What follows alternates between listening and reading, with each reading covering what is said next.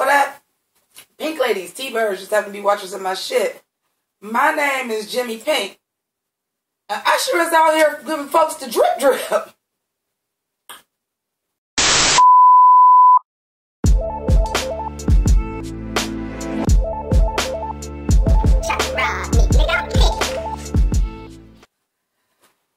Okay, so thank you for coming back, you guys. This is RuPaul's Drag Race Season 10, Episode 6.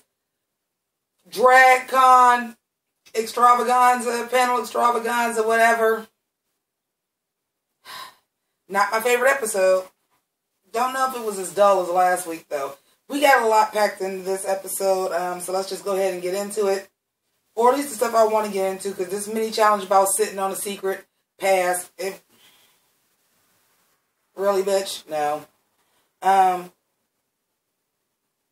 then, what did the mini challenge winner even win? Asia won. What did she win? I don't remember. Because it didn't have nothing to do with the challenge. Anyway, please excuse me. I had to, I could try to do it without my glasses and just read the notes. But them contacts had to come out, child. Some of this damn lash glue had got in that eye, bitch, and she was not having it. She said, oh, ma'am.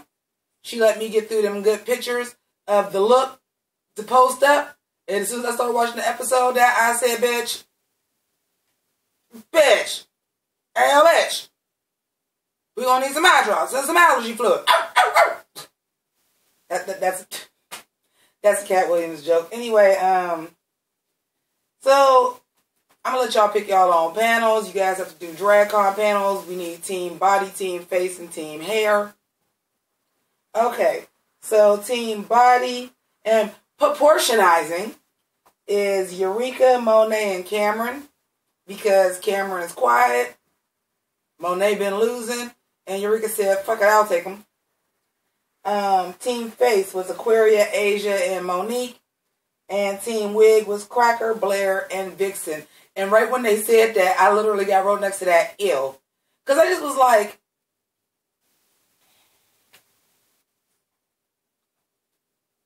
Vixen, your hairline's been harsh in every goddamn episode except for, every goddamn challenge except for the quick challenge. I don't know how that works. Blair, who paints beautiful, but her hair's just been okay. And Cracker, sure. Why not? Anyway, so alright, y'all. Enough of the vanity trying to be cute. That ain't gonna work out real well for a fucking review, is it? Alright, let me get her done. I can't put the glasses back on with the wig, child. Cracker says directly to RuPaul that RuPaul, I just feel like it's like an excuse for just the queens to hang out. I can't. I was worried about Aquaria because I was like, this bitch can't talk. Lord, she can't think and talk at the same time. Lord, that ain't a good attribute for a drag queen. And then I seen Vixen's black and white hat look just in the background. And I was like, oh, that's cute. That's giving me My Fair Lady. Until my girl, Miss Cracker, came out and gave me My Fair Lady. I said, oh, okay. Come on, Monique, talking about some. I mostly just brought fabric. Some of the stuff is done. I mostly just brought fabric. I came here with glitter and Jesus. Glitter and Jesus. Glitter and Jesus. Which, since I'm dressed like a church lady, I just a Southern Baptist church lady, I guess I can go with that. We heard some good stories today. I guess this was to find out about the girls' moment. We found out about Cameron really happened to find himself because once he gets a boyfriend, he stops doing drag. We found out that Monet's aunt and uncle in St. Lucia don't know that he does drag, and they had sent this big thing after he had won a pageant because he was the first St. Lucia queen to win. And they called him and he lied about it and said it was a part for a movie. They got the story wrong. Like, girl, too much. And when Monique, like I said, when Monique said she was making her outfits there, like, for real? Oh, bitch, you deserve a special prize for that. Ru looked like a half wrapped up Malamar. What is this? And I be talking about some, I get metallic material, but that shit really looks like motherfucking pink aluminum foil with, I don't know understand what's going on. I understand that Matthew Anderson is not doing the hair and makeup anymore, but was he doing the complete styling? Was he doing the dresses too? Because, girl, I can't. And it's Pynk! Why y'all keep fucking up my color? So Team Body, automatically I love Eureka's wig. Probably because I know what company it is. That's who I just ordered my ponytail for my birthday from. This got the dark root. And it's like pink. It says blonde to pink, so I guess it's got some blonde in it too. But I know what company that is because I've seen like that light blue that faded to white and all their colors do that. Rue's face when Cam was talking, I thought that was the shady editing. We're going to talk about the shady ass editing of this episode because there was a lot. The panel that won, I guess, should have won, but I thought that was more of an infomercial than a panel. I don't know. I watch the drag con panels when they put them on TV. They look a lot more fun than that, but I guess. Eureka, I thought, killed it when this dude came up and asked this big-ass political question and it had nothing to do with some goddamn body padding in the panel. I thought Eureka answered the question very, very well. It was a great answer. Eureka definitely won out of that group. Spoiler alert, eventually she won the whole thing. But this is why she won the whole thing, because I had judged it. So then we have Team Face. I thought Monique had a good intro introducing the other girls. I thought her energy was good. It was fun. I thought she did a great job moderating. She's the only one that you're supposed to be doing a demo that actually did it on the fucking model. I don't know why Asia and Aquaria were doing theirs at the same time. That shit was confusing. But since they were safe, we didn't get to hear them critique that, because that was crazy. And why do you have a model sitting right here and Asia is putting her lash back on herself and Aquaria is redoing her lips? Okay, sis. And then Team Hair. Team Hair was basically doing a Mad TV skit. It wasn't even a thing. Like, it was... I've talked about this movie before, but if anybody knows Hamlet 2, at the beginning of it, like when they're talking about our protagonist, like he's a really terrible fucking actor, so like he's only gotten like infomercials and commercials, and like he did this infomercial, he was just doing his face. That's what Blair St. Clair was giving me. I'm like, girl, it's a panel, you can't be acting right now. So that panel was definitely worse. But here's the thing. They graded them. Whoever was the best panel was the top 3, and whoever was the bottom panel was the bottom 3. It wasn't individual. I think that was crap. Because, again, I do think Monique kind of got robbed, man. I don't know. I still personally think that of all of them, Eureka did the better job, and she should have, because she said it herself. She's done panels at Drag Race already because she was on season 9, bitches. She should have did the best in this challenge. If she didn't, as the only one that actually did it, shame on her. But I think Monique should have definitely got another top spot.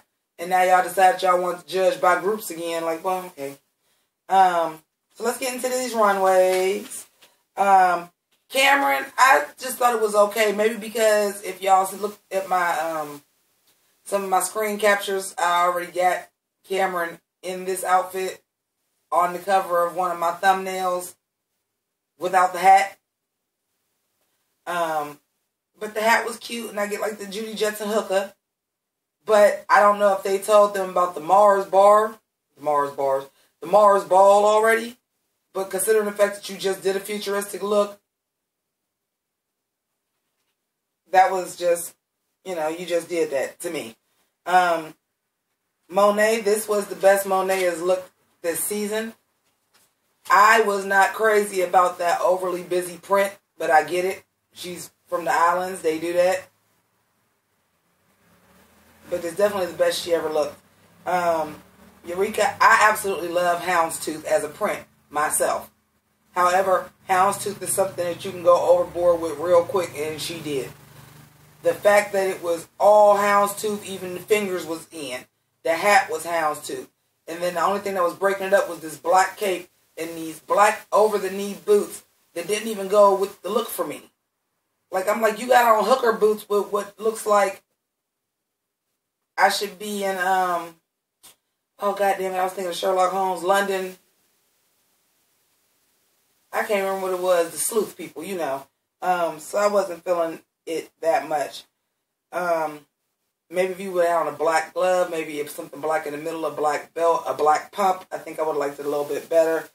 Aquaria, I liked it, but honest to God, again, I'm going to say this because it's iffy, it's touchy, but if Aquaria can go out there looking that much like a dude with just some makeup on, then I don't want to hear shit about it's an unfair advantage for transgender people.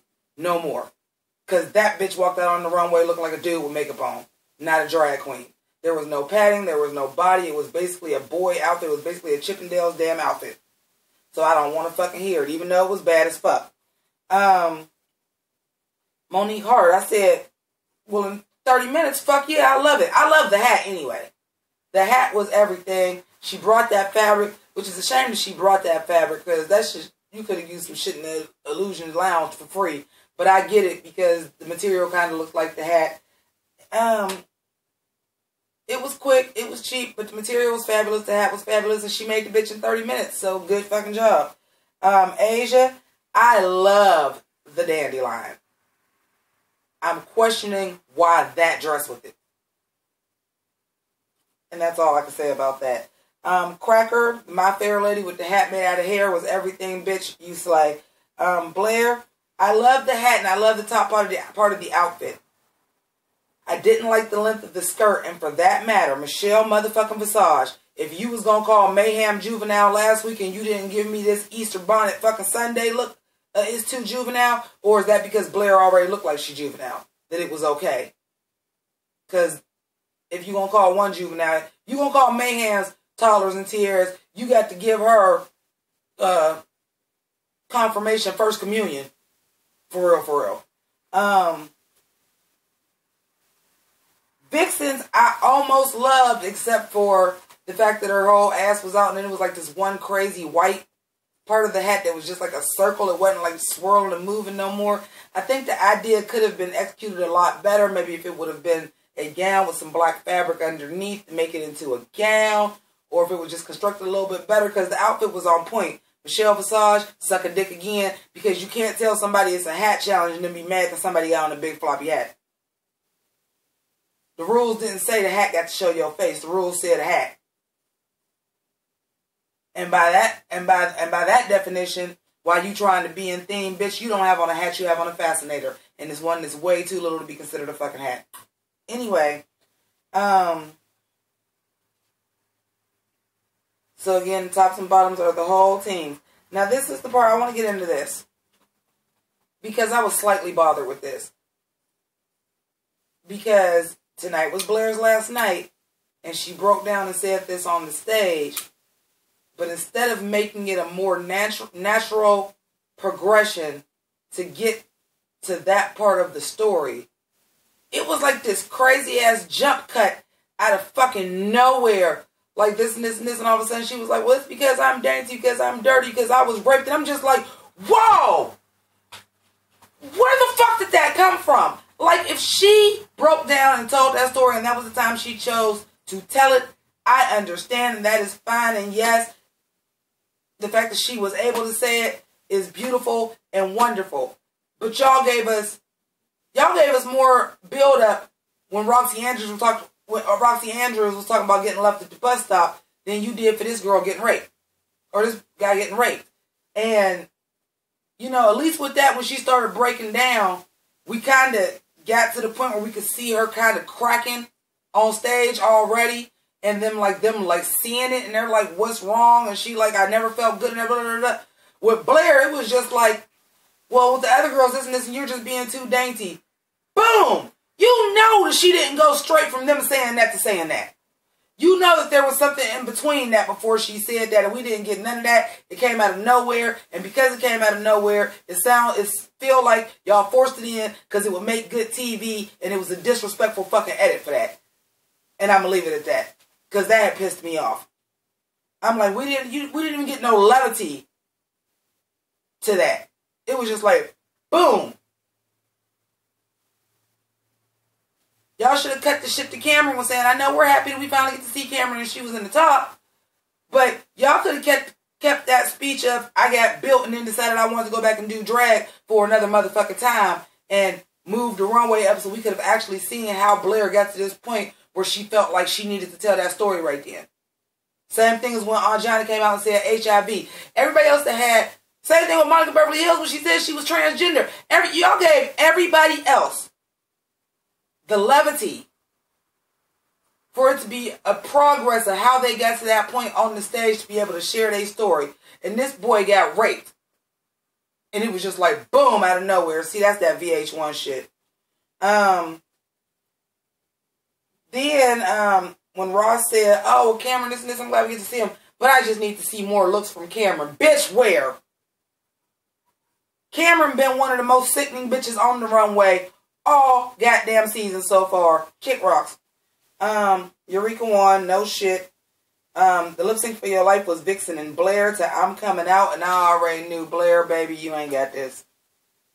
You ain't lived enough life to feel I'm Coming Out.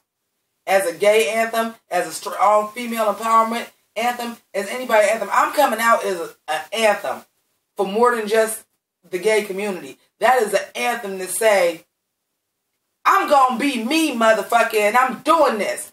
Fuck y'all. Blair ain't lived enough life to say that. That's just what it is. And even though I thought she did a pretty decent job with it, you know, especially when she was like getting like emotional about it, where she was like breaking it down, I was like, all right, you acting it well because, you know, you a theater kid, you acting it well, but you ain't living it. And then Vixen, I thought Blair had it at first. Because I was just like, oh, they keep focusing on Blair, they keep focusing on Blair. And then when like Blair was on the ground, like I said, she was doing the emotional part, I was like, bitch, Blair got it. Then, here comes that motherfucking Chicago, motherfucking Vogue theatrics, tumbles and death drops and all that. Blah, blah, blah, blah, blah.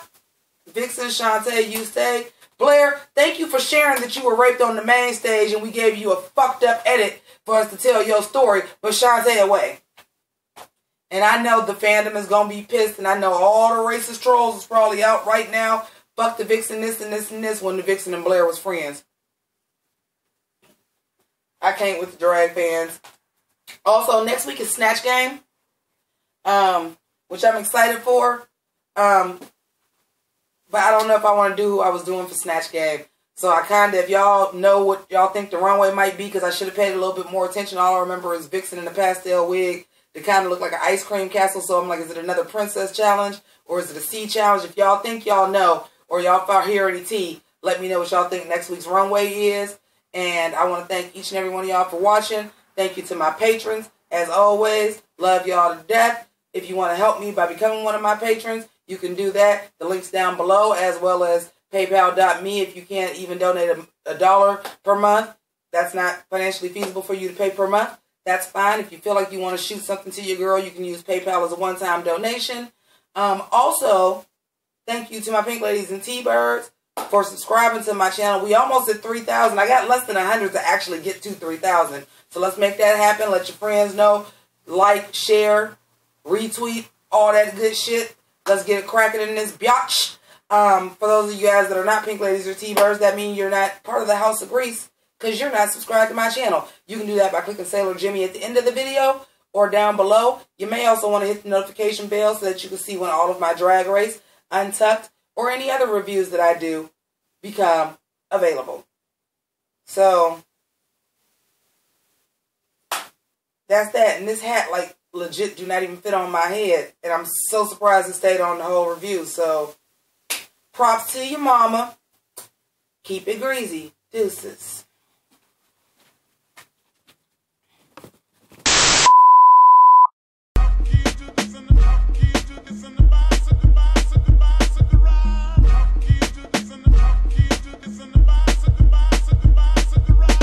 Kamehameha attackers blazing, I'm so amazing. Japanimation, the anime on your cartoon station. So fulfilling, no adults swimming for about an hour. Revealing power, unorthodox amongst these cowards. Full transformation for Optimus Prime transformation. A good vibration from